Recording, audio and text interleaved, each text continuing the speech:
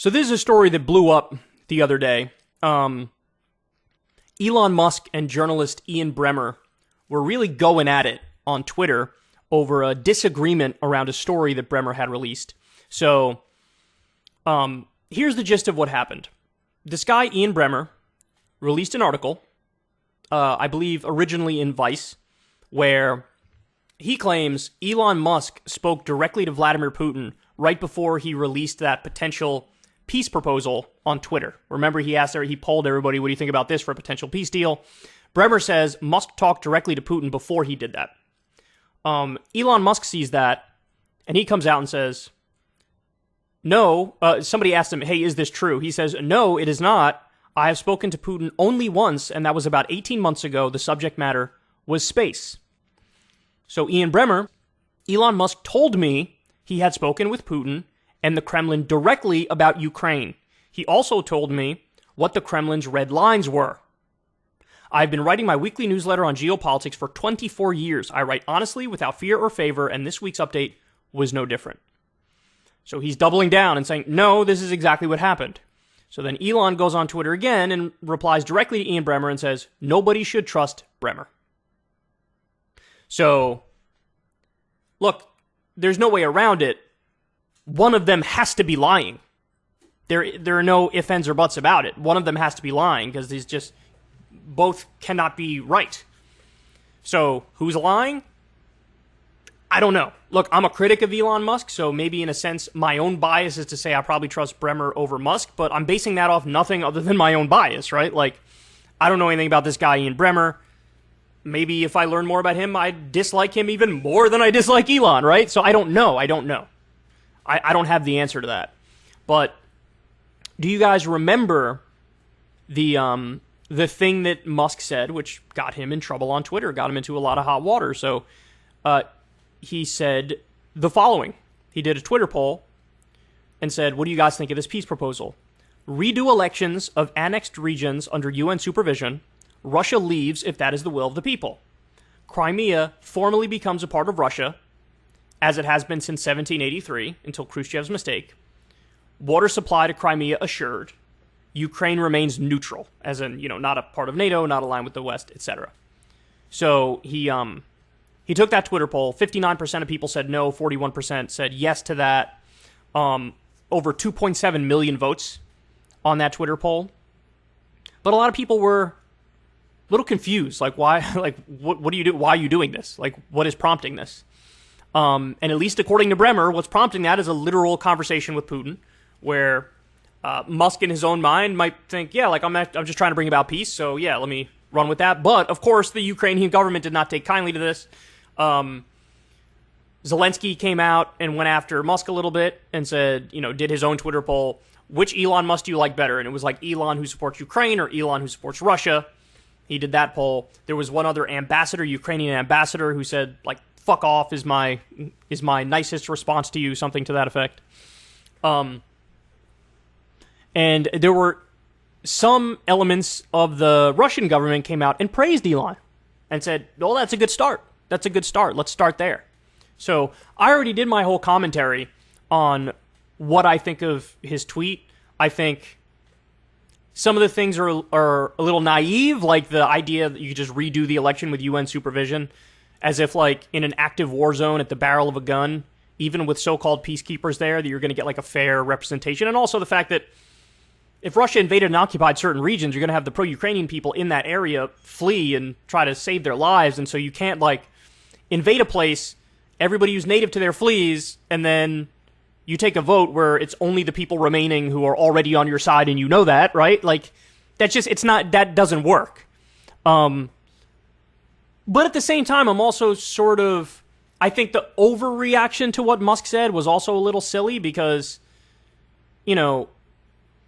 anytime anybody brings up negotiation or diplomacy, it's like immediately slapped down as naive and stupid and dumb and appeasement, and it's like, okay, so what if we don't do negotiation or diplomacy, and let's be kind to them and say it doesn't devolve into World War III. So what if we just have a prolonged war that lasts, let's say, 8 more years, and the death toll rises by 159,000 people. At that point, can we revisit the conversation and say, all right, now are people ready for negotiation and diplomacy?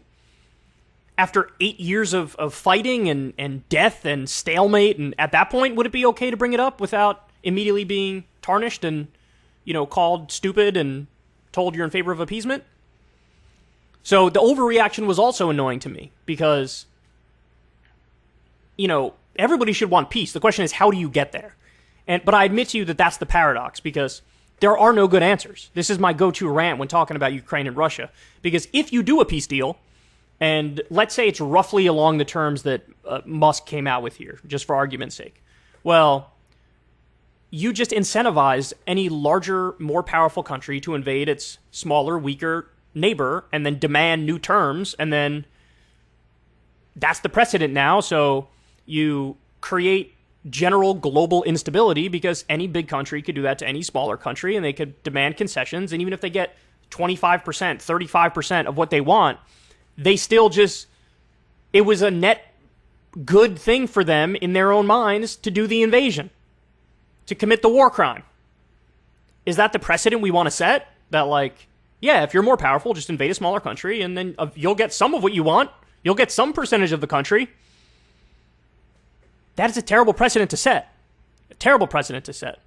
But then on the flip side, if you don't do some sort of a peace deal at some point, along some reasonable lines, well, we know what the worst case scenario is. The worst case scenario is nuclear war, right? Best case scenario in that instance is what I described before, which is prolonged conventional warfare where hundreds of thousands of people die. And that's also an unimaginably terrible thing, right? So there really are no good answers. There are no good answers. But anyway, who do you believe? I'm curious who you guys believe. Do you believe Elon Musk? Do you believe Ian Bremmer? Do you think that there was maybe some sort of a miscommunication along the way, and both guys think they're telling the truth, but it's sort of, they're both slightly mistaken in one way or another? I'm curious. So is it a misunderstanding, or is it Musk lying, or is it Bremmer lying? I don't know, but I find it very weird that somehow we now live in a world where it's like loud, obnoxious billionaires directly shape world policy. I mean, it happened with Donald Trump. Now it's happening with Elon Musk. And I can't say that's a development that I'm in favor of. All right, guys, that's the show. I love y'all very much. If you are watching on YouTube, do me a favor, like and subscribe and comment too. That helps out in the algorithm. Click that little bell, because then you get a notification every time we drop a new video. And again, that also helps out in the algorithm. We're trying, man. We're trying to climb that hill. We're trying to get to 1 million subs, but the algorithm does not like your boy.